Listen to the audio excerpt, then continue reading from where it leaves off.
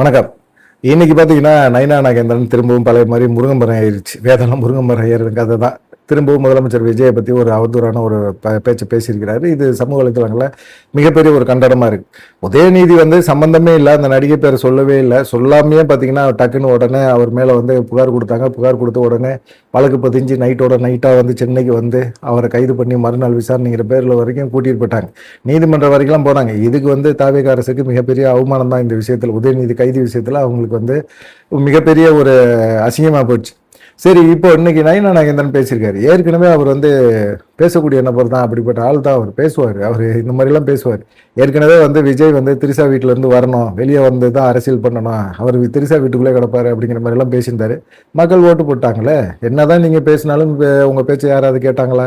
விஜய் பேசுறாருல, 10 நிமிஷம் பேசினாலும் அவருடைய பேச்சை கேட்டுட்டு மக்கள் மயங்கி அப்படியே ஓட்டு போட்டாங்க. இப்போ அனுபவிக்கிறாங்க. சொத்து வரி, மின்சார வரி எல்லாமே ஏற்றி விட்டாரு. எனக்கு அவருக்கு போய் சேருதா சேரலையான்னு தெரியல. விஜய் நல்ல மனுஷன் தான். ஆனா விஜய்க்கு போய் இதெல்லாம் சொல்றாங்களா அப்படின்னு பாத்தீங்கன்னா அதான் கிடையாது. அவங்க முன்னாடி பாத்தீங்கன்னா ஜான் ஆரோக்கியசாமிகிட்ட தான் போகும்.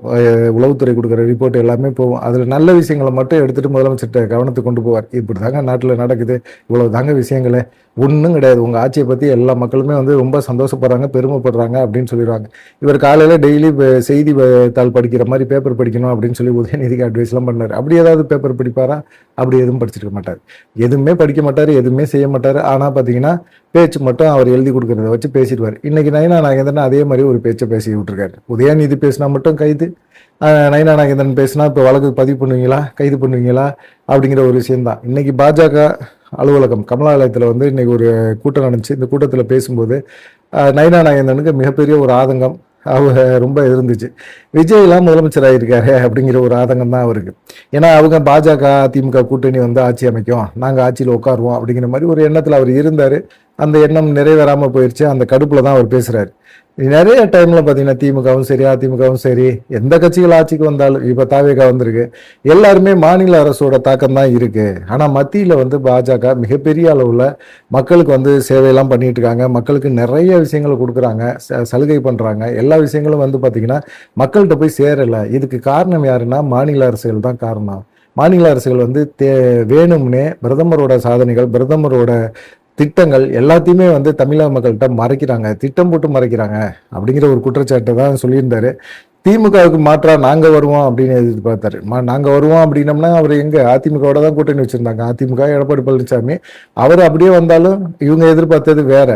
கூட்டணி ஆட்சி வரும் அப்படின்லாம் நினைச்சாங்க. கூட்டணி ஆட்சி அமைகிறதுக்கு வாய்ப்பு இல்லை. 27 தொகுதி 27ல் ஒன்று, அதுவும் போஜராஜன் பாவம் எங்கேயோ ஊட்டிக்குள்ள தெரிஞ்சு ஜெயிச்சு வந்திருக்கிறாரு. மற்றபடியெல்லாம் பெருசா பாஜக ஜெயிச்சு ஆட்சியில் உட்கார்றதுக்கான வாய்ப்புகள்லாம் பெருசா இல்லை. ஜெயிக்க முடியாத தொகுதியில் தான் எடப்பாடி பழனிசாமி கொடுத்தாரு. ஆனா பாஜக நயினா நாகேந்திரன் நினைக்கிற மாதிரி நினைப்பு மட்டும்தான், அதுக்கான உழைப்பை கொடுக்கணும்ல. உழைப்பை கொடுத்தா தானே பாஜக மக்கள் மத்தியில மனசுல இடம் பெற முடியும். இப்ப மத்திய அரசு நிறைய திட்டங்களை கொடுத்துருக்குன்னா என்ன திட்டங்களை கொடுத்துருக்கு அப்படிங்கிறது மக்களுக்கு பெருசா தெரியல. அதெல்லாம் கொண்டு போகணும், மக்கள்கிட்ட கொண்டு போய் சொல்லணும், செய்யணும். அதை எதையுமே செய்யாம தாவேகா மேல ஒரு விமர்சனத்தை வைக்கிறதுனால மட்டுமே அப்படி கவனத்தை பெற முடியுமா? பெறாரு. இன்னைக்கு வாங்கிட்டு இன்னைக்கு கவனத்தை பெற்றிருக்காரு. இது என்ன செய்ய முடியும்? இப்போ சட்டசபையில் இவங்க என்ன கிழிச்சாங்க? தாவேகா அரசு என்ன பெருசாக கிழிச்சிருச்சு? கிறிஸ்டியானிட்டி கம்யூனிட்டியை கொண்டு வருது. நாங்கள்லாம் கிறிஸ்டின், பாடின் கிறிஸ்டின், கிறிஸ்தவன் தமிழகத்தை தமிழ் மொழியை விட கிறிஸ்தவ மொழி எனக்கு நிறைய விஷயங்களை சொல்லிடுச்சுன்னு நிதியமைச்சர் பேசுறாரு. சபாநாயகர் கருக்கலைப்பில் போய் கலந்துக்கிறாரு. இது எப்படி சாத்தியப்படும்? ஒரு 7 வயசு 15 வயசுக்குள்ள இதெல்லாம் கர்ப்பமாயிருச்சு அப்படின்னா கலைச்சு தான் ஆகணும். இவங்களுடைய இது போற சபாநாயகர் பேச்சு போடுறாரு பார்த்தோம்னா 15 வயசுக்குள்ள எல்லாம் மாசமாகுது, கர்ப்பமாகுது அப்படின்னா அதை கலைக்கிறது சட்டப்படி குற்றம் அப்படின்னு சொல்றாரு. மதப்படியும் குற்றம்ங்கிறாரு. அது ஒரு உயிராயிடுச்சு, அந்த உயிரை கலைக்கிறது தப்பு அப்படிங்கிற மாதிரி எல்லாம் பேசுறாரு. இது எப்படி ஏத்துக்கிறதுன்னே சொல்ல முடியல. இது என்ன பண்றதுன்னே தெரியல. இப்படி எல்லாம் பேசுறாங்களே அப்படிங்கிற ஒரு ஆதங்கம் இருக்கு. பாஜக அரசியல கையில எடுக்கும் அப்படின்னு எதிர்பார்த்தாங்க. இன்னைக்கு எடுத்துட்டாங்க, பாஜகவும் எடுத்துருச்சு. இன்னைக்கு காரணம் என்னன்னா, அவர் சுதந்திர தினம் 80வது சுதந்திர தின விழா முதலமைச்சராக முதல் முறையாக கொடியேற்ற போறாரு விஜய். முதல் முறை தான் ஆட்சிக்கே வந்திருக்கிறாரு. அவர் அப்புறம் முதல் முறையாக கொடியேற்றுறாருன்னா இதை பார்க்கணும்ல, கண்குளிராக பார்க்கணும். பார்க்கும்போது முன்னாடி நாங்கள் ஆட்சியில் உட்காருவோம் அப்படி இப்படின்னு நினைச்சா திமுக ஒரு அளவுக்கு அவங்க மனசை தேத்திக்கிட்டாங்க. உதயநிதி தேத்திக்கிட்டாரு, ஸ்டாலின் தேத்திக்கிட்டாரு, இந்த சைடு எடப்பாடி பழனிசாமி போகுதுன்னு நினைச்சிட்டாரு. ஆனா இதுல நயினா நாகேந்திரனுக்கு மட்டும் ஆதங்கமா இருக்கு அப்படின்னா அதை ஏத்துக்கவே முடியல. அதுலயும் பாத்தீங்கன்னா குறிப்பா பாத்தீங்கன்னா திரிசா, சந்திரசேகர், அதுக்கு பக்கத்தில் பார்த்தீங்கன்னா சோபா இவங்க உட்காந்துருக்காங்க. இவங்களோட சேலையெல்லாம் பார்த்தீங்கன்னா இதெல்லாம் பிளான் பண்ணி தான் இவங்க வந்திருக்கிறாங்க. நீங்கள் நல்லா பாருங்கள், சோபா வந்து பச்சை கலர் சட்டை கட்டியிருக்காங்க. முதலமைச்சர் விஜயோட அம்மா வந்து பச்சை கலர் சேலை கட்டியிருக்காங்க. அதே போல் பார்த்தீங்கன்னா சந்திரசேகர் வந்து ஒயிட் அண்ட் ஒயிட்டில் இருக்கிறாரு. இங்கிட்ட திரிசா பார்த்தீங்கன்னா அந்த மெரூன் கலரில் சேலை கட்டியிருக்காங்க. நீங்கள் இது மூணு மேட்ச் பாருங்கள், நம்ம தேசிய கொடி இதில் வருமா வராதா? அந்த மாதிரி ஒரு இதில் பண்ணி எல்லாம் பிளான் போட்டு இருக்கிறாங்க. சில நிறைய பேர்த்துக்கு கடுப்பு, ஏன்னா சங்கீதா உட்கார இடத்துல திரிசா உட்காந்துருக்கேனே, 2 பேருமே ஃப்ரெண்டுப்பா, நண்பர்கள்ப்பா, நண்பிப்பா, தோழிங்கப்பா, அவங்களுடைய பேச்செல்லாம் நம்ம பெருசாக எடுத்துக்கூடாதுப்பா. அவர் விஷ் பண்ணுறாருல, திரிசாவை பற்றி அவர் ஒரு சொல்லிட்டு வைக்கிறாரு, திரிசாவும் பதில் சொல்லிட்டு வைக்கிறாங்கல்ல, அதுதான் இன்னைக்கு ட்ரெண்டு. என்னென்னவோ சொன்னார், நிறைய விஷயங்கள் சொன்னார். இதெல்லாம் ஊடகங்கள் பெருசாக, மீடியாக்கள்லாம் பெருசாக அதெல்லாம் கொண்டே வரல, மக்களுக்கு கொண்டு போய் சேர்க்கவே இல்லை. அப்படிப்பட்ட ஒரு சூழ்நிலையில் இருக்கு. இந்த மாதிரி சூழ்நிலையில் சட்டசபையில் போய் என்ன செஞ்சாரு விஜய் அப்படிங்கிற ஒரு கோபம் தான் இப்போ இவருக்கு வந்திருக்கு, நைனா நகர்ந்திருக்கு. அங்கே போய் எங்க உங்கள் அப்பாவை காணா அப்படிங்கிற மாதிரி தேடிக்கிட்டு இருக்காரு. போய் வீட்டில் போய் அவங்க அம்மாட்ட கேட்கணும், யார் அப்பானுங்கிறத கேட்கணும். அதை விட்டு இங்கே வந்து சட்டசபையில் வந்து அப்பா எங்க அப்படின்னு தேடுறாரு அப்படிங்கிற மாதிரி ஒரு குற்றச்சாட்டை வச்சார். இது வந்து மிகப்பெரிய ஒரு கடுமையான விமர்சனத்துக்கு உள்ளாயிருக்கு. முதலமைச்சர் விஜயை இப்படி தரம் தாழ்ந்து விமர்சனம் பண்ணியிருக்கிறாரு நயினா நாகேந்திரன். ஏற்கனவே விஜய் திரிசா வீட்டிலேருந்து வரணுன்னாரு. இப்போ திரிசா வீட்டுக்கு போகிறதில்ல, இப்போ எல்லா இடத்துக்கும் திரிசாவே வந்துடுது. அதனால ஒன்றும் பிரச்சனை கிடையாது, சாவுடா நானும் வரேன், முதலமைச்சரா விஜய் போகிறாரா பின்னாடியே நானும் போகிறேன், அவர் கருப்பு ட்ரெஸ் போட்டுக்கிறாரா நானும் கருப்பு ட்ரெஸ் போட்டுக்கிறேன், அவர் என்ன ட்ரெஸ் போட சொல்கிறாரோ அதையும் நானே போட்டுக்கிறேன் அப்படின்னு சொல்லிட்டு இவங்களும் இப்போ போகிறாங்க.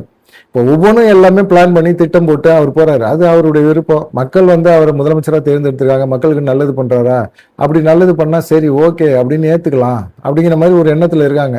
வந்து 100 நாள் கூட அவளை இந்த மக்களுக்கு பெருசா நல்லது பண்ணவே இல்லை அப்படிங்கிற ஒரு அதிருப்தி இருக்கு. இப்போ நயினா நாகேந்திரன் இப்படி ஏன் பேசினாரு அப்படிங்கிற ஒரு கோவம் தான் இப்போ சமூக வலைதளங்களில் கடுமையான ஒரு சர்ச்சையா இருக்கு. விசிகா வந்து வன்னியரசு இருக்காருல்ல, அப்படியே விஜய் நீங்க சொல்லிட்டீங்களா, திருமாவளவன சொன்னா கூட இவ்வளவுலாம் பொங்க மாட்டாரு. திடீர்னு இவர் இப்போ வந்து எப்படி நீங்க வந்து முதலமைச்சர் விஜய் வந்து இப்படி கடுமையான விமர்சனத்தை பண்ணலாம், பாஜக இப்படிதான் அருவருக்கத்தக்கையில பேசும் அப்படிங்கிற மாதிரி அவர் ஒரு கண்டனத்தை பதிவு பண்ணியிருக்கிறார். அப்படிலாம் கண்டனம் பதிவு பண்ணாதானே நம்ம வந்து முதலமைச்சர் விஜய்கிட்ட நெருக்கமாக முடியும் அப்படிங்கிற மாதிரி தான் இருக்கு. அவங்க வந்து பேசாத பேச்சா, சனாதனத்துக்காரங்கள்ட்ட எல்லாத்துட்டையும் இந்த மாதிரி பேச்சு இருக்கும். சோனியா காந்தியை விமர்சனம் பண்ணாம இருந்தாங்களா? எவ்வளவு கடுமையான விமர்சனங்களை சோனியா காந்தியை பண்ணாங்க. திரிணாமுல் காங்கிரஸை பண்ணலையா? மம்தா பானர்ஜியா? அவங்க இப்படிதான் கடுமையான இதெல்லாம் பேசுவாங்க. இவங்களை பற்றிலாம் நமக்கு தெரியாதா? பாஜக இந்த மாதிரி தான் அரசியல் பண்ணும், கேவலமான அரசியல் தான் பண்ணும் அப்படின்னு சொன்னாங்க. ஏற்கனவே திராவிட கட்சிகள் பேசுது, உதயநிதி பேசுது அப்படின்னா அண்ணாவிலேருந்து இழுத்துட்டு வந்தாங்க எல்லாத்தையுமே. அண்ணாவிலேருந்து எல்லாமே இப்படி தாங்க பேசுவாங்க. திமுக பொறுத்தவரையும் திமுகவிட்ட யார்கிட்டையுமே நல்ல வார்த்தையே வராது அப்படின்லாம் பேசினாங்க. ஆனால் இப்போ வந்து பேசுகிறாங்களே, இப்போ பாஜகவும் பேச ஆரம்பிக்குது. இப்போ பாஜக எடுத்து யாராவது பேச முடியுமா? பெருசாக பேசிடுவீங்களா? இப்போ இவரே இருக்கிறாரு முதலமைச்சர் விஜய, இப்போ அவர் என்ன இதுக்கான நயினா நாகேந்திரன் மேலே எஃப்ஐஆர் போட்டு பதிவு பண்ணி அவர் தூக்கி உள்ளே போட்டுருவாங்களா? போட முடியுமா? போடுறதுக்கான வாய்ப்பு இருக்குதா? அங்கே இது இருக்குது, சிபிஐ இருக்குது, கரூர் சம்பவம் வழக்கு இருக்குது. நீங்கள் நயினா நாகேந்திரன் மேலே கை வச்சிங்கன்னா பாஜக மேலிடம் சும்மா விடுமா? அமலாக்கத்துறை இருக்குது, அப்புறமா எஃப்சிஆர்ஏ இருக்குது. இதுலெல்லாம் நிறைய விஷயங்களில் வந்து தாவேக்க மாட்டிக்கிட்டு தான் நிற்கிது. இப்போ உதயநிதியை தூக்குன மாதிரி இவங்களை எல்லாத்தையும் தூக்கிட முடியுமா அப்படிங்கிற ஒரு எண்ணம் எல்லாத்துக்குமே இருக்கு. மாணிக் தாகூர் காங்கிரஸ் கட்சி வேற வழியே இல்லை, அவங்களும் கொடுத்தா ஆகணும். சௌமியா அன்புமணியோட அப்பாவுக்கு என்ன சாலிஸ்தால் விருது கொடுத்துருக்குறாங்க போல இருக்குது. 10 லட்ச ரூபா பணமும் எதுவும் கொடுத்துருக்காங்க. ஒரு சைடு வந்து பாமகவையும் சந்தோஷப்படுத்தின மாதிரி ஆச்சு, ஒரு சைடு வந்து காங்கிரஸையும் வந்து நம்ம சமாதானப்படுத்தின மாதிரி ஆச்சுன்னு ஒரு இதை கொடுத்துருக்கிறாரு முதலமைச்சர் விஜய். ஆனால் இன்னைக்கு நயினா நாகேந்திரன் பேசின இந்த பேச்சு இருக்குல்ல, இது வந்து அரசியல் அநாகரிகமான பேச்சு அப்படின்னு சொல்லி நிறைய பேர் கண்டனம் தெரிவிச்சிருக்காங்க. நான் என்னையா சொன்னேன்? நான் என்ன தப்பாக பேசிட்டேன்? நீங்களா வந்து ஒரு இதை திரிச்சு நீங்களா பேசி நீங்களா வந்து முதலமைச்சர் விஜய்க்கு முட்டு கொடுக்குற மாதிரியே நீங்களா நினைக்கிறேன். நான் என்ன சொன்னேன்? போய் அப்பா யாருன்னு போய் கேட்குறீங்க, சட்டசபையில் போய் கேட்குற நீங்கள் வீட்டில் போய் அம்மாட்ட தான் அப்பா யாருன்னு தெரியணும். ஏன்னா அம்மாவுக்கு தான் அப்பா யாருன்னு தெரியும். அவங்க தான் இவர் தான்ப்பா உன் அப்பா அப்படின்னு சொல்லணும். அதான் சொல்லியிருப்பாங்க ஆரம்ப காலகட்டத்தில் சின்ன குழந்தையா இருக்கும்போது. அதை தான் நான் பேசினேன், நான் என்ன தப்பாக பேசினேன் அப்படிங்கிற மாதிரி இப்போ வந்து பாஜக தரப்புலையும் சிலர் முட்டு கொடுத்துக்கிட்டு தான் எழுதுறாங்க. என்ன பண்ணுறது? இப்படியெல்லாம் அரசியல் பண்ணாதான் நிற்க முடியும். ரொம்ப நாள் கழிச்சு நயினா நாகேந்திரன் இந்த பேசினனால, இந்த மாதிரி பேசினனால இப்போ வந்து அவர் வந்து ஹைலைட் ஆகிட்டார். இன்னைக்கு சுதந்திர தினத்தை அதுமா அவர் ஹைலைட் ஆகிட்டார். என்ன பண்ணுறதுன்னு தெரியல. முதலமைச்சரை பற்றி இப்படி தப்பாக பேசினதுக்கு நீங்கள் மன்னிப்பு கேட்டு தான் ஆகணும் அப்படின்னு சொல்கிறாரு. மன்னிப்பு கேட்குறது வந்து அவருக்கு ஒன்றும் பெரிய விஷயமே கிடையாது. திரிசாவை பற்றி பேசினப்போ கூட மன்னிப்பு கேட்டார். மனசு பாதிக்கப்பட்டிருந்தால், அந்த நடிகையோட மனசு பாதிக்கப்பட்டிருந்தால் நான் கண்டிப்பாக மன்னிப்பு கேட்குறேன் அப்படின்னு சொல்லி மன்னிப்பு கேட்டார். அதே போல் இப்போ முதலமைச்சர் விஜயை பற்றி நான் பேசலைன்னு சொல்ல தான் போகிறாரு, சொல்லுவார். சொல்கிறதுக்கான காரணங்கள் நிறைய இருக்குது, சொல்லிடுவார்.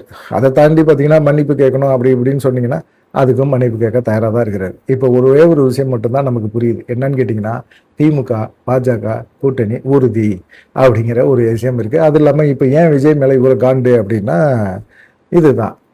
இப்போ சமீபத்தில் வந்து சில விஷயங்கள்லாம் பண்ணாங்கல்ல, தொகுதி மறுவரை, அந்த விஷயத்தில் வந்து தாவேகா வந்து ஒரு மாற்று கருத்தை எடுத்து முன் வச்சு செயல்படுறாங்க. அப்படிங்கும்போது அது பாஜகவுக்கு எதிரான கொள்கை. அந்த மாதிரி கொள்கையெல்லாம் பண்ணிங்கன்னா நாங்கள் இப்படி தான் நடந்துக்குவோம், இப்படி தான் பேசுவோம், உங்களால் ஒன்றுமே பண்ண முடியாது. பாஜக இந்துக்களை வந்து ஒன்று சேர்த்து நாங்கள் உங்களுக்கு எதிரான ஒரு போராட்டத்தை தமிழ்நாட்டில் விரைவில் கொண்டு வருவோம் அப்படிங்கிற மாதிரி எல்லாம் சில ஒரு யுத்திகளை பயன்படுத்துறதுக்கான வாய்ப்புகள் இருக்குது அப்படின்னு சொல்கிறாங்க. உங்களுடைய கருத்து என்ன? அதை வந்து மறக்காமல் கமெண்ட் பண்ணுங்கள். நன்றி, வணக்கம். தொடர்ந்து நம்ம சேனலை பாருங்கள்.